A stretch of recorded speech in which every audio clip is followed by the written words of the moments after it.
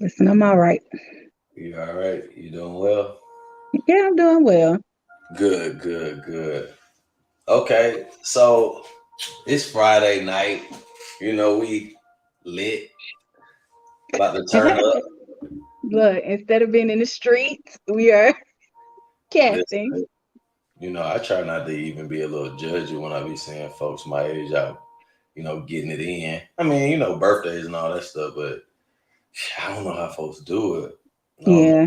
how to do it. Hey, but look, so welcome on this Friday night to OA presents Objectively Aggressive. And I feel like it's a special night because I got my special friend with me. Um, you want to introduce yourself, man? Sure. Look, what would you like for me to introduce myself as? I Every am, look, moniker you have. I am Jinea NiKole, the host and mouthpiece of Professionally Childish podcast. I guess I'll stop there. I don't want to drop the alphabet soup and all that stuff. So What? You supposed to do all that stuff right there. Okay, so what we're gonna do is take a quick like 30 seconds to do some sharing on the platform. So stand by.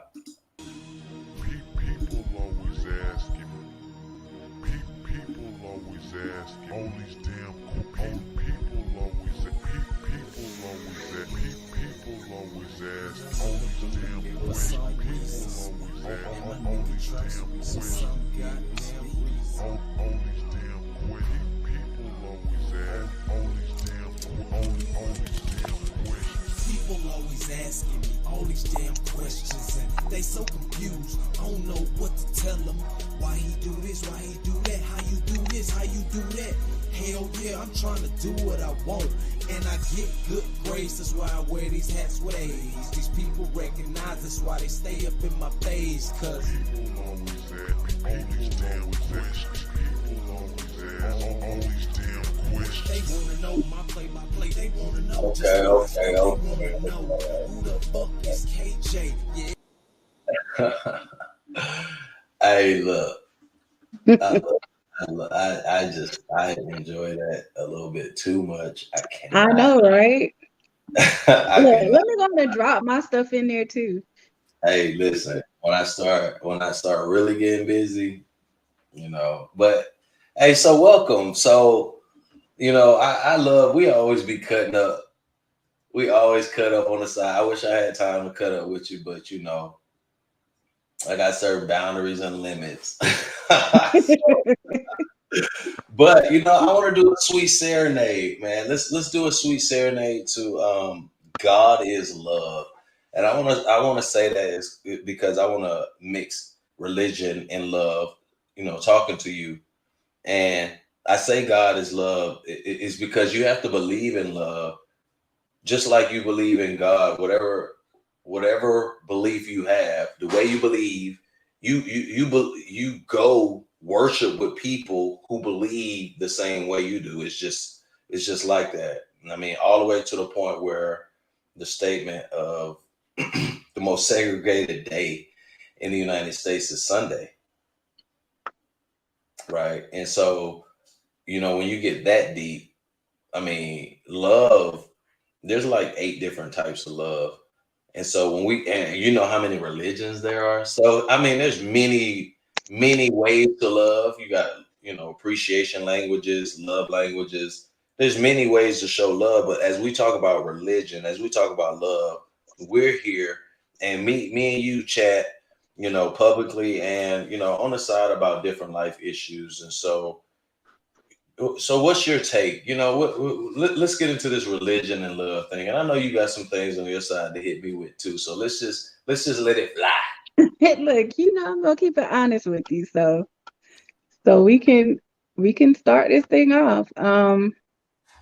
Look, where do you want to start? This is So you had a conversation about we were talking about religion and how there's this large exodus we feel like with the split in consciousness in our community specifically. and how we have faith, how we praise, and how we believe, and how we actually, when I say promulgate, how we talk about that, and just having open conversations about that seems to strike certain chords. And in my work, that chord specifically is moral foundations, moral taste buds. And so when you start talking about church and Jesus and God and all that, that starts stirring the pot. And I know you recently had an issue with that, but so where do you feel you are right now, religiously and spiritually? Based on the situation we talked about, you can go as far as into that as you want. So as far as religion goes, I would not consider myself a religious person. Because religion is the practice of, and basically it's a structure and a confine that you are following, and it's not necessarily an individual relationship. It's more so the structure and it's like it's a following more so than an individual journey in relationship. And I think that a lot of times, even like with the talk that you and I had, a lot of times people find it so easy to follow religion because it's what someone else told them, and it's kind of like a fable, and it's passed down from generation to generation, and no one has taken the time out to study for themselves. And so once you start to study for yourself, and you you know of course, like with the Bible and with any religion, that doctrine, once you begin to study it and you begin to apply it to your life in different manners, you come up with your own understanding of it. And that's pretty much where I am now. um we were talking the other day about being like like Jesus, or versus being Christ-like. And I really Oh, thought about that thing, because that's truly like the definition of it.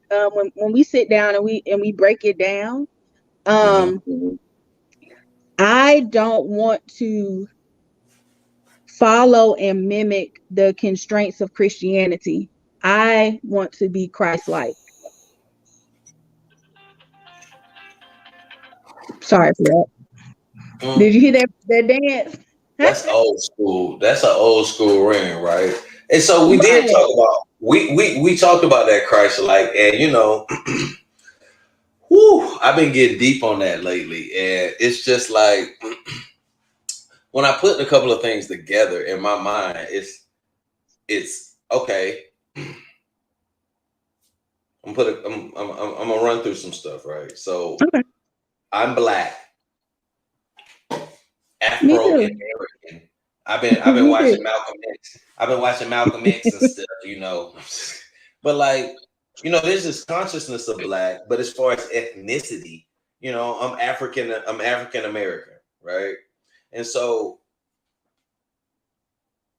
looking at looking at Africa and what they practice as religion and where we come from, and then you think about the lineage of Christianity, Right.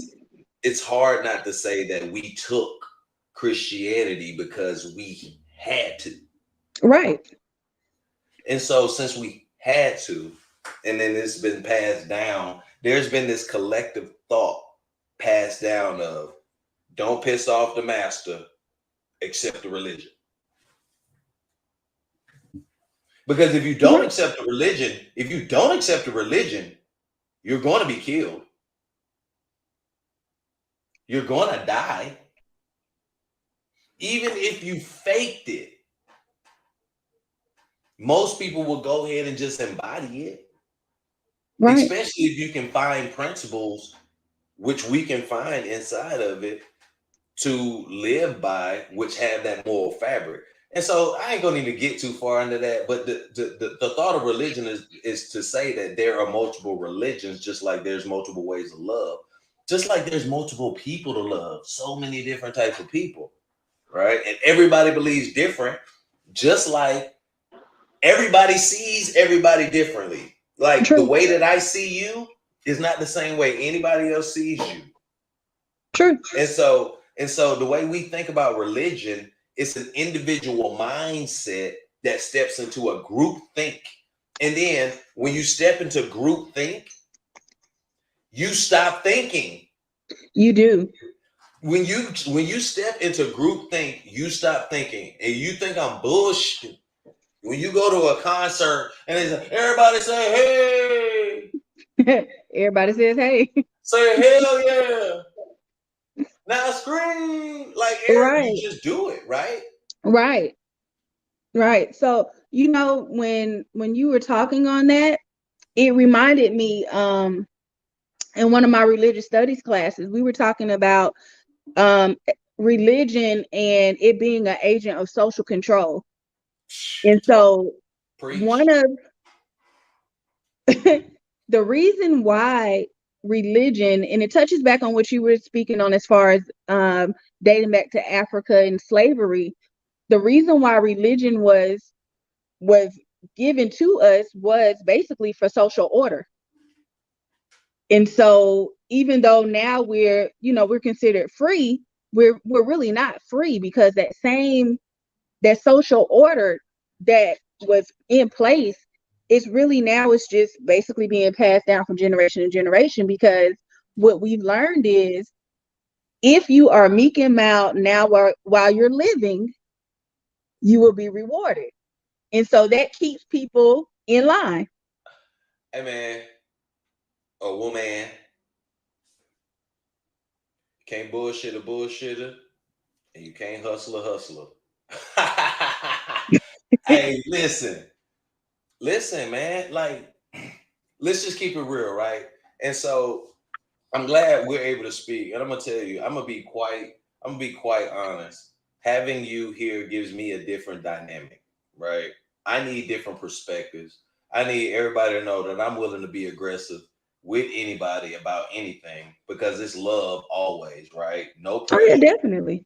no pressure, just perspective, all aggressive, all love, you know? And so as we talk about these particular things, I can tell you, I'm sick of it. My confident opinion right now, the people we love will use religion and religious practices against us. Oh, definitely. And even if you I feel like family will like strike you down and cut you off about religion. Look, you're You, talking to you the choir right now. okay, speak on it. Um, so I grew up in a religious family. I talked about this in one of the episodes on my podcast. Um, I grew up in Which one? Shout it out. Shout it out. it's episode 2, Okay. organized noise. Mm. And it's titled organized noise because Because we love Outcast. you know, had to do an old Outcast. But it's called organized noise because when you grow up in a family that is religious, once you come of age and you find your own voice, you begin to get questioned, and your salvation gets questioned a lot. Your beliefs get questioned a lot. But I was never that child that was always the pastor said. The pastor said. I had questions, and so when you have questions, you tend to piss people off. And so my stepfather grew up in old school Church of Living God type, background, Pentecostal background. My mom was not raised super religious, but grew up and, joined the church and everything on her own. And then, strangely enough, when I was younger, I was the one that went to church first. I went to church with my friend growing up. And, that's how I found my way there. But then I started questioning things because I was not the type that was just like, I believe everything that you tell me because you told me. And Okay. so as I began to come into my own and I started asking questions, my question was, why is it that we cherry pick the Bible to to fit into what we needed to fit into?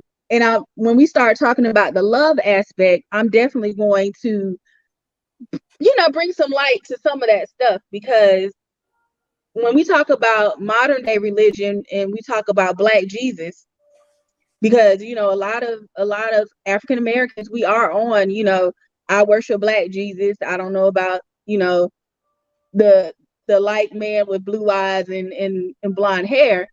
We talk about that, but if we are basically dismantling the Bible and the doctrine, how are we holding women to a certain level of submission based on that same doctrine that we pushed to the side and said that we're not following? But like I Okay. said, we can table that to a later date. Hey, me and you are forever in conversation, Always. right? But you remember, I had a conversation with you about why don't you see men catching the Holy Ghost like that in church? Right. Men and women love differently. Right. We love differently, but we still love the same. All Right. the same. We still love, and we go through different bouts of love, right? Because I mean, at the end of the day, not to even get into gender roles, but I mean the assignments of gender come first. But Right. then you say gender roles, but in this particular day and age, I think you got to go gender role before you go gender assignment, because when the fluidity of gender exists right now, it's like you can have a man and a man in a relationship, right? Right. But somebody's gonna be subservient Right. at some point in time, and it goes back and forth, right? But if you're in a traditional relationship, and I think religion being tied to relationship creates the existence of emotional codependency, financial codependency, and spiritual codependency. Because in certain situations, you become so dependent on the word of the Holy Bible through, Jesus, that if you're not doing that all the time and you are actually a human being and you mess up, that's going to leave you open to criticism quick, fast, and Right. in a hurry, Right. right? Because the principles that are taught in Christianity are so broad and is dense that there isn't a spoken understanding of how to exist day to day, moment to moment, and what reverence looks like and what love, instead of this automatic like, oh, you ain't Christian. Right.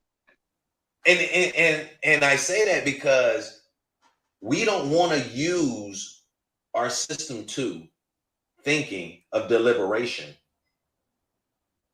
rationale, right? We want to jump straight to emotions because, believe it or not, even though there are parables in the Bible, I don't feel like it's articulated properly to the masses to understand how to actually go about being Christ-like in this world. But, and I know I'm going on my confident opinion right now, I would say that that's the plan. I agree. I agree. Everything that's the plan, right? The Bible is used. The New Testament is used to keep peace, and the Old Testament is used to gain power, baby. I agree. So when we talk about emotions and basically logical thinking versus emotional thinking, we can even look at basically left brain, right brain. We can Right. look at that, because it's been proven, even though now, I do feel like with more recent studies, women have been seen to use both left and right brain thinking, which, I mean, pat on the back. We can be logical and emotional and creative thinkers. But when you think about just the definition of that, and the fact that men are analytical and logical thinkers. And then you think about the Bible and just the construction of the Bible. It is, yes, the Old Testament is setting the laws and the laws of the land. Okay. They set the original Right, the original law. laws. Right. Original laws and rules, Right. right? Hmm. And so then you have your New Testament, which is telling you, yes, these rules and these laws still stand, but we're going to give you another way to come through. And the other way to come through is basically love, because Okay. So Jesus let me is pause you right there. So we're moving. We're going to segue into what's the difference, right? So you're explaining to me what you think the difference is between the Old Testament and the New Testament, right. right? And Yeah, your interpretation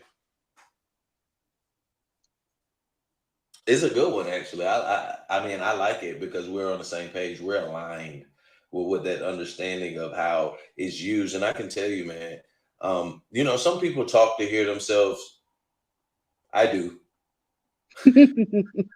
but I do it because there's an introspection that happens as I hear myself say it out loud. Because sometimes you can hear stuff in your head, right, and then you say it out loud. It's like you actually said that crazy shit out loud. right. But sometimes, you say it out loud and it makes sense, and it's like, you know, So I've been talking to my guy Dr. Ham a lot lately, and that guy is just a machine when it comes to information and intellect and just presence. And he said, when he said that the Old Testament was to gain power and the New Testament was to keep it, it hit me.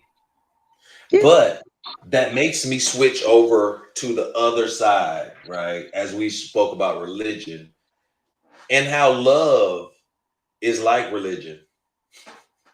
yeah, You got to believe in it, right? And there's different ways you believe in it. And there's different ways. You got people who are strictly, monogamous. You got people polyamorous. You got people who are monogamous and swing from time to time. You got total swingers. You got people who are gay. You got people who are, I don't know, man. But it's a lot of ways people believe in love. It's a lot of ways, many, voluminous even, right? And so as we switch to that topic, love can be confusing and oppressive like religion. it can. And it's all about leverage, I think, because it was all based on security. I recently had a conversation, actually one, but that made us a little bit late, and I'm willing to go on tape and say it. I was having an important conversation, Yeah, you know, um, and that conversation is about words, action, intention, timing. Like, wait a second. Sometimes you gotta wait a second and think about where you're at, where you want to go. Because grass is always green on the other side, and sometimes you get exactly what you want, and it ain't always what it seems, and sometimes you can miss it. true. And so when you're loving somebody, you're loving on people, like you get caught up in this aspect of what you think love is because of the Netflix series or the novels or your parents or your friends. Like everything shapes your thought of what love is. But I gotta ask the question, like when we try to facilitate love so hard in those certain ways where we're trying to make it come together, like when you're forcing, like we all want to take pictures, but sometimes when you're taking like family pictures or you're taking that, you know what I mean? Sometimes you're taking it for memorializing an event. But when you're with somebody and it's like, hey, let's do this, hey, let's do that, because this presents that we're in love. You know what I mean? It's like, hold on. Are we in love? Or are we just trying to look like we're in love? Like, Right. do I actually like you? Or do I actually want you to be my girlfriend, fiance, wife, life partner? Or do I just want to fulfill that role and not look like I suck in life and I can't get a partner? Well, so this is just my personal belief. I feel like a lot of times when we think about love, and of course there are different forms of love. I feel that before you can even step into the romantic love, you have to realize that romantic love is not unconditional. Romantic love is full of conditions, it's full of terms, it's full of if thens. And when we sit and we try to say that it is unconditional and it's everlasting and it is infinite, that's a lie. It's the wrong type of love. If I may, you're talking about eros. Right, I'm talking about era. Eros, and that's temporary. Right, that's temporary. It's And temporary. so we have what I think that one of the common mistakes that we make is that we try to interchange eros love with agape love. And Okay, ma'am. What is that? Which love is that? so agape love is unconditional love. It's the love of mankind. Basically, it's unconditional. It is totally irrational, but it's just a genuine love for a person. Okay. And So I'm gonna pull up something real quick. I'm gonna share it as you keep talking. And why I want to share it is because I did a podcast recently within the past month or so, and I did it specifically on. I think I went after Candace Owens real quick, not in okay, hate, but then I talked about love. And so, as you see here, can you see the screen? I It talks can. about the different types. So, if I were to go to images here, and it talks about all these different types of love, we were talking about that, and so hopefully people can see that.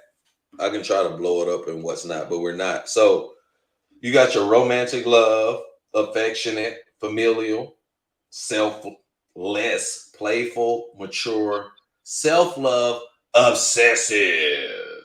Right. And Okay. so Go. and so when we talk about, you were talking about codependency, and when we talk about that type of love, um that is obsessive. And what we see now in more relationships is a codependency rather than love. And it's one of those things where people are being responsible for other people's emotions and happiness on Right. in totality. And I think it's unfair because emotions come and go. They come and go, and if you're basing those based on how other people, their dispositions are, or what your expectations of them are, because if they're unrealistic, you're going to get let down every time, man. And I swear we're all gluttons for punishment because we want to love and we want to be loved, right? Correct. Um in my in my last episode, I was actually talking about my divorce, and I spoke on some of the mistakes that I made early on. And when you were speaking about, as far as like the models that we see at home, Okay. the models that we see at home, whether it's a positive model or one that's negative, whether you've come from a broken home or you come from a two-parent household, you come from a blended family, there are times that you take those models and it creates an unrealistic expectation in your mind, because you have this image that you see daily and you want to strive to either meet that or exceed that. And so for me, I came from a blended family where my stepfather came in, loved me like his own, raised me, I mean, treated me just like I was his own blood. And so in my romantic life, I was looking for that type of love. And I felt like he was basically that, that he was that mark that I was trying to make. And so when I met my ex-husband, that was that expectation that I had for him. And so when he didn't meet that mark, I found myself disappointed. But we have to take that unrealistic veil off to where we try to make people into who we want them to be. And we have to be realistic and really allow a person to be who they are. And that's when you govern yourself accordingly on if that type of relationship should exist or not. And so when you were talking about the grass being greener on the other side, a lot of times, that grass is fake. And Turf. It's turf. it's turf. You're dealing with astroturf, and so I just when I was talking about love and my expectations, I went back to like the 80s when we watched TV on Friday night, TGIF, and everything wrapped up in that episode. And at the end of it, everything was all good. Right. Life is not like that though. Yeah. And but well, it can be. Right. And so my cockly explanation is that you have to manifest your own destiny. But you also have to find people who believe in love and life and Right. God the same way you do. So you Right. can get there, because when you have somebody who is in line the same way you are and y'all work together to help each other, boom. Right. But Right. when you got people who are just self-serving and they just want what they want to feel good, like you need a title, because titles are good. But I tell you like this, I've had a lot of titles in my life. Matter of fact, if we were to run down a resume, right? Like father, son, Right. ex-husband. You got all types of ascribed and achieved positions. But when we just ascribe for the position, that means that we're actually, there's a statement that to be made. Leadership is about outcome, not income. True. And so that means that you should not be in love with your title. True. And so if you're in love with your title, you're just in love with the power that comes with that, the assumed power. Right. And we both know titles mean nothing.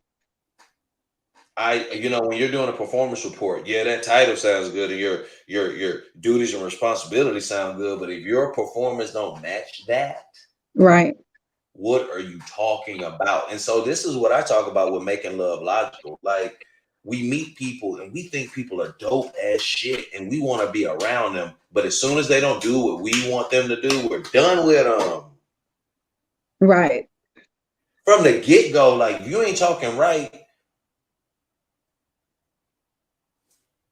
what are we talking about? From the get-go. And they say first impressions, are a big deal, and that's true, but I can tell you like this. First impressions are to be used to weed out whether you need to deal with somebody in general, right? But if you meet somebody and you like their energy, but they kind of rubbed you the wrong way, and I ain't talking about they're doing illegal stuff and they're unethical and they're just a sloppy, ugly person, but you can generally be around this person, but they rub you the wrong way, but they generally check off the boxes of like a decent individual. That actually might be somebody you need to deal with, because they might be on the opposite coin of who you are and can blind spot and create an iron sharpen iron situation, because they don't fall into your direct flow, your confirmation bias. Because what we do with religion and love, we look for everything that confirms how we think. Right. But Right. that first impression, what I've learned is that everything's about expectation. So when you have that first impression, when you meet somebody for the first time and that shit's dope, you now have this high expectation of this person, and they have to meet that shit every time. Now, you might be a logical person to say, oh no, I know that that's not real, but most people don't even think like that. They say, oh, this person is dope and they're gonna be dope like that every time I meet them. and then they slowly get let down, right? Because and then that person comes back to human, which is why they say people should not meet their celebrities. Right. Because Right. that'll let you down every time you find out they're human too. And as I pass you this mic, ma'am, I say that when you meet somebody, there are people that I have met and were forced to deal with them after the bad first impression. Come to find out, we coolest, we cool AF. And that was True. because, and there's two things that happened. One, I accepted the human experience because I had to, because I was forced to deal with this person. But two, the bad impression lowered my expectation of person, therefore getting them back up to the regular human experience. True. Look, I can speak in a generalized place for women. Um, as women, sometimes, we hold men to this standard to where they're magical. And when you think about Cinderella, yes, yeah, sure, you're a unicorn. Oh, you're right. But we bring men to this magical state. And it's a song from Cinderella. And it's like, are you wonderful because I made you that way, basically. And so we have this image in our minds on who this person is, and we gaslight ourselves, basically. Man, And as I laugh about it, it's funny when you talk about it, but when you're in that situation, I was asked before, I think it may have been you who asked me this. It was like, well, how can you meet this man and he's showing you signs that he is trash, but you just keep on dealing with him? And it's because you have gaslit yourself to believe that this man is wonderful. And it does not matter what he does, it's because you want him. You have these rose colored glasses on, and he is wonderful. And he continues to let you down and let you down and show you that he's unethical. He he is selfish. He could care less about you. And yeah, so, yeah, yeah. but you make excuses because that's what you want. Well, when you think about it, I'm sorry. Like I was getting a call real quick. No, you're fine. Look, I turned my phone on do not disturb. I should have, but you know what? I guess I'm acting like I'm popular or something. But no, you know I how it is. know. Just assume. Look, you be by yourself. Don't nobody be hitting you up. You be like that meme, that El Chapo meme. Like, Don't nobody want soon as me. you cut this on, your dog want to come in. Everybody want to call you, ask you for $1 and shit. A The whole dollar. whole dollar. Hey man, let me get $1. Like, all right. But no. I say all that to say, love people. We are not in tune with ourselves. Right. We don't even love ourselves enough to love other people, but we try.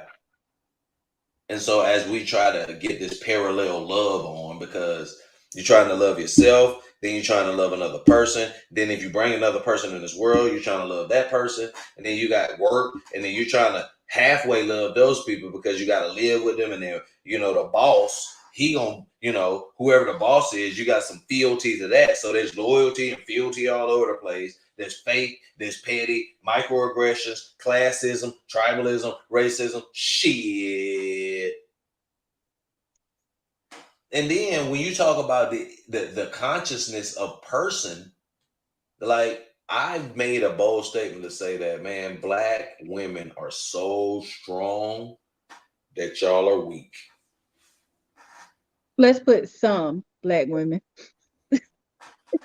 Well, what I mean is I know some. what you mean. I know what you What I'm mean. saying is like the the consciousness of black women is strong. The individual black woman is strong. However, she is splintered. Hmm. There's a splinter of the personality, especially if said black woman is not in tune mindfully to her existence. Because one could be succumb to their environment quick, fast, and in a hurry. And I say that to say we always want to see our people at our best. Mm-hmm. But when we see people with what we think is at the worst, how do we look at them? As less than as It's not a as less than for me. It's a like do better. I'll give you an example, and I know I'm talking a lot same of niggas. thing. Listen, do better is It's a, not judgy, right? Because I'll say do better to my daughter, and I'm not saying I think I'm better than my daughter. I just, right. you know what I mean? Or You I'll want say them to do do better. it with reverence, right? And I'll give you an Yeah. example. I'm driving through a neighborhood, and then I stop because there's like some car. I won't call it a hoopty, but some car in the middle of the street. Girl hop out with the bonnet thing on. What do we call that? Let me get the no. What's that? That's a bonnet, right? That's a bonnet. Goes dropped off some Subway. So she dashing, she doing whatever. There's a baby hollering in the car.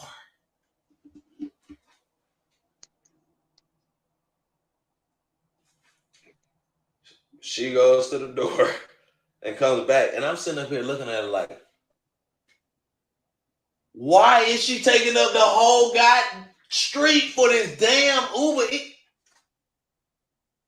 That's a do better.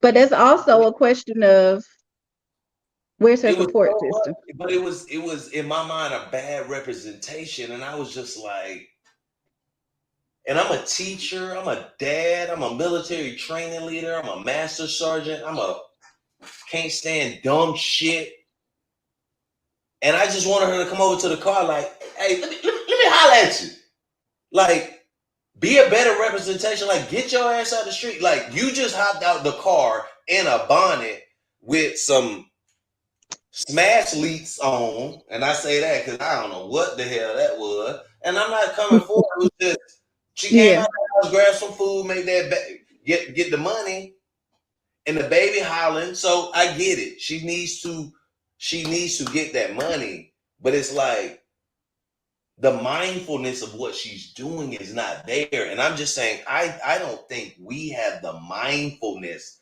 consciously because we don't have the tools. So I don't come for people anymore.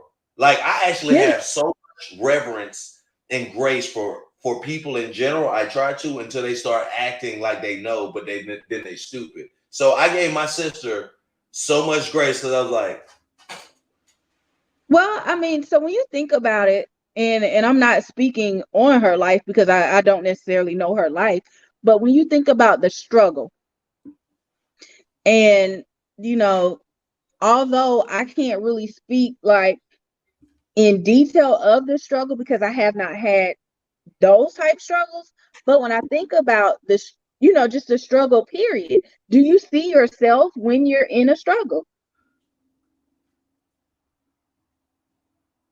It's usually when you're at the end of that struggle when you get that epiphany and the light comes off on I need to do better. But while you're in it, you have tunnel vision.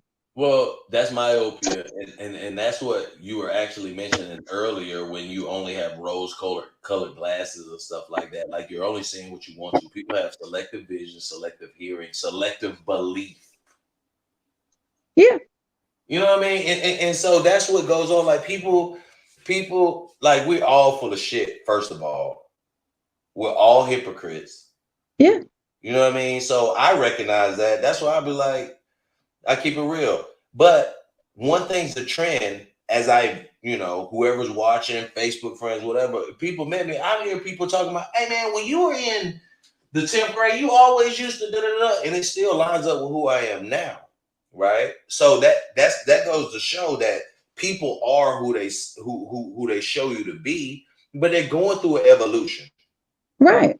As we And when all you are. meet And when you meet them, y'all souls meet a certain type of way, and you have a certain energy, they have a certain energy. And if it don't get along, but that's to be looked at like, I mean, you wonder why. Is it because there's probably a moral foundation somewhere that y'all are completely opposite on? And when y'all touch those particular that particular moral foundation and y'all opposite, that particular issue becomes so big that you see the person as the issue instead of just seeing the issue and getting to the root cause of that issue morally. Because sometimes it comes down to you were raised differently. You were raised in a family and you had your mother and father and it went a certain way versus the other person who only had that mother. Now, if you do that for a woman who was raised in the house with a woman and a man in the house as mother and father, man and wife, versus a man who was raised with a woman, and they did their part. They tried to do the best they can, and they went back and forth. That man subconsciously is going to take on the characteristic of dealing with women a certain type of way. And he's going to take that on in life against other people, like being able to talk and be fast-witted, quick-witted, and stuff like that. Because you got to do that with women, especially when you can't put your damn hands on them. That's true. Now, I can definitely say that's true. And so I just give you an example. Like my dad was in my life completely, you know what I mean? But the majority of my life where I was learning and taking in the concept of being a man, I was not getting that directly. It wasn't an intuitive process the way that it needs to be for being a husband, right? So I wasn't getting packed with husband material directly every day, brick by brick. So me trying to be a husband is me looking at who? Rock, Carl Winslow, dare I say Bill Cosby on the Huxtables, you know what I mean, on the Cosby Show. You know, my dad, when I see him trying to be one, and his particular lives, my uncles. So you try to draw reference, and this is what's your mental model. Right. And your mental model shapes everything you see, even the stuff you select to see and not to see. And so people need to check their mental models, because I promise you this, you mentioned Cinderella, people want to be in a fantasy world. I do too. But me too. I got these glasses, and I ain't talking about these. I'm talking about these real life glasses where I can't help but see the bullshit on everybody, even myself. Mm-hmm. That's why I wear sunglasses at night and inside. And folks be like, oh, yeah, like, look, I'm ready to bare my soul. Most people aren't. Right? And that's why I can get on here and be aggressive. Because at the end of the day, excuse me, I'm from Columbus, Georgia. Come for me all you want to. Talk about whatever you need to. Please believe, though, at 40, made sure day by day, brick by brick, being from Columbus, that mentality, you can say whatever you want to about me, but you got to come all the way correct. And then at the same time, you got to take what I'm giving you. And if you know I'm up from Columbus, you got to know I've been around the world and I hear about Columbus. And Columbus produces very unique people.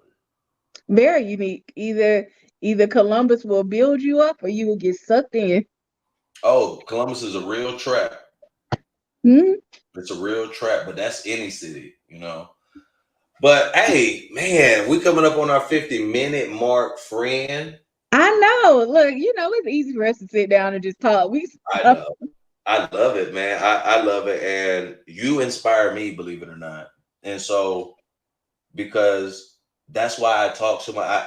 We talk and I listen, and people think I listen very intuitively. You make me talk more because you pour into me and I try to pour into you. And that's what it's about. Iron sharpening iron. And that's what objectively aggressive is. And so, definitely. Yes, ma'am. And in summary, as we go out, I want to leave, you some moments to kind of wrap up your final thoughts as I close it out. So we talked about God, we talked about love, we talked about God is love, we talked about religion, a little bit of spirituality, this, that, and the third. And this is not our last time because we're gonna make this a thing. So for today, like in summary, what's your thoughts on what we talked about today, ma'am? Miss? On this topic, I don't know. I think my final thought on this is, as you and I, when we have our sidebar conversations, we talk about the soul work. And when you talk about love, love is definitely a it's an inner work that you have to do in yourself first. And before you invite someone else into your life, into your energy, you have to make sure that you're in tip top shape. No one is perfect. We're all in a journey of healing, but every day you have to do the work, because if not, you will create chaos. Okay. And that's my mission, and that's the charge that I give to other people. Before you come into anyone else's life, make sure that you are adding to their life and not depleting their energy. Mm, I like it. I like it. I like it. And so, keeping up with the theme of my particular segment, what I'm gonna do with my money tip and book tip here is that, money is a tool, but it has been used as a carrot to get Mhm. people to motivate people. And I'm gonna tell you, that shit works for kids. It does. If you're a grown ass person and money is the only thing that's motivating you, I'm gonna say on record, public, on live, get your shit together. It's more than about money. It's about your soul and how you Definitely. treat other people.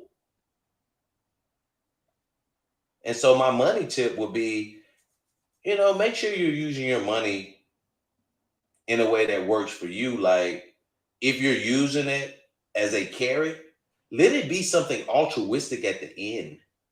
You know what I mean? Because sometimes it is what it is. You have to use money a certain way. But if you're going out on a date with someone and you're using the date to lure them in, to be a predator, to just use them, that's wrong, right?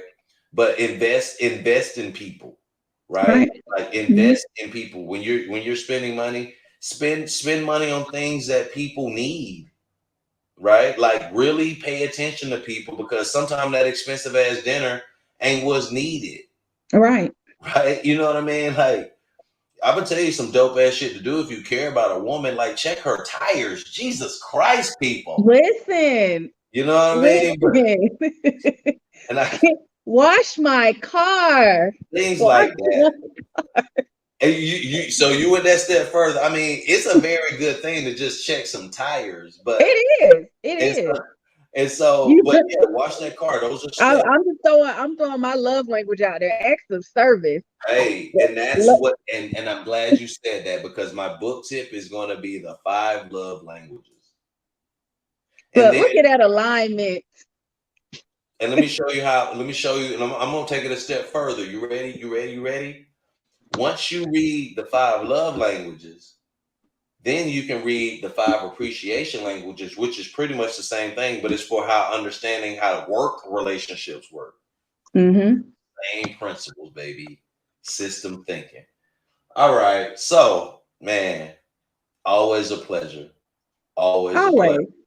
Always a pleasure. And like I like to say here, my total rap is that God is love, love is God. You can't see God, you can't see love. Logically, we try to make sense of God. I don't think we logically try to make sense of love. That's why I got my mantra, make love logical. I'm of the belief that when you start dating somebody after 6 months, y'all need to check in. Like, hey, what you like, what you don't like. All right, let's check in 6 months. And if you ain't getting what you getting, maybe we just need to be friends. Hmm. You know, maybe you spend a year or two without a title, and y'all Hmm. date, and you see if the world makes you want to be with that person. Now, now, don't just do things for people because you want them to like you. Right. Do things for people because that's what you like to do. Hmm. Servant leadership, authentic leadership means just being a servant like Jesus. But try Jesus. Don't try me. Don't try you. Don't try people. Right? Because you never know. Because they'll take you out. And like that, we out. Hey, y'all be blessed. Yup. Hey, stay on for me. All right.